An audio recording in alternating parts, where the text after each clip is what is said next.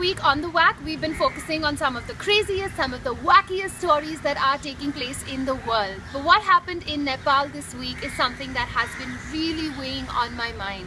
An earthquake that recorded 7.8 on the Richter scale. In fact, one of the worst earthquakes that the world has ever seen happened in Chile, and it was of a magnitude of 9.1. So you can imagine the magnitude of damage that took place. So what I've done is I've made a list of some of the NGOs that you can donate to, whatever it is that you can afford to shell out of your pocket, whether it's like 5 rupees, 10 rupees, 100 or 500, whatever it is that makes you comfortable. I've put together a list of NGOs that you can send your donation to. Every little amount, every little biscuit packet, I think it really counts right now.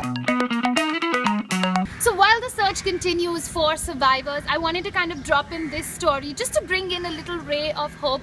One of the world's longest survivors of an earthquake, his name is Evans Monsignac, and he was actually stuck under the rubble for 27 days in Haiti. So there is hope out there, and you never know. And here's another crazy survival story.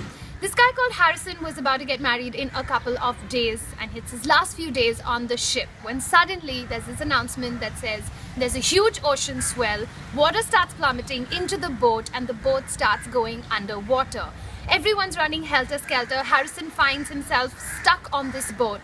What he does do is take a crate of Coca-Cola with him, and he runs into this corner where he creates a 4x4 foot air pocket space for himself. Now technically you think that he wouldn't survive because with the air that he breathes in, he gives out carbon dioxide.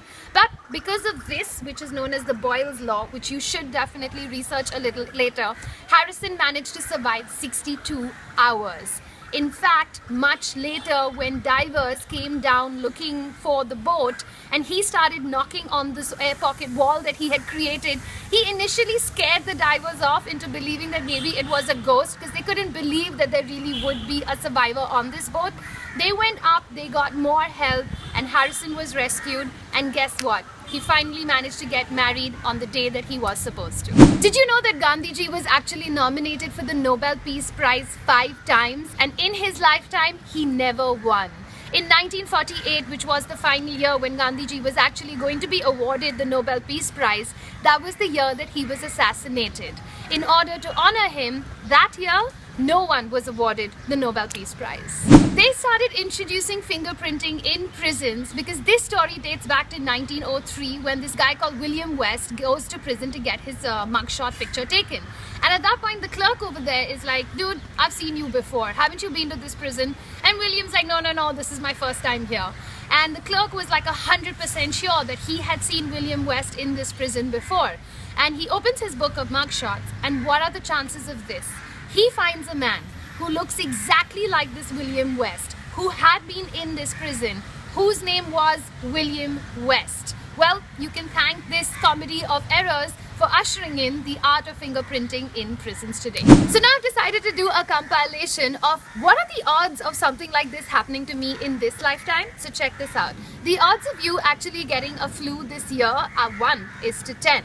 The chances of you getting away with murder are 2:1. The odds of you spotting a UFO like today are 30 lakhs to 1, and the chances of a meteorite coming and smashing your house down are this long. So it's pretty much like not going to happen. And boys, the chances of you dating a supermodel are 88,000 to 1. I'll catch you again very soon. I'll be back next Tuesday with a super duper awesome recommendation. But till then, subscribe and help increase the tribe. See you soon. As per reports, no post-mortem was conducted on Shastriji's body. However, dark blue spots and cut marks were found on his abdomen. This is going to blow your mind. The most religious countries in the world, India does not feature in the top 5. How?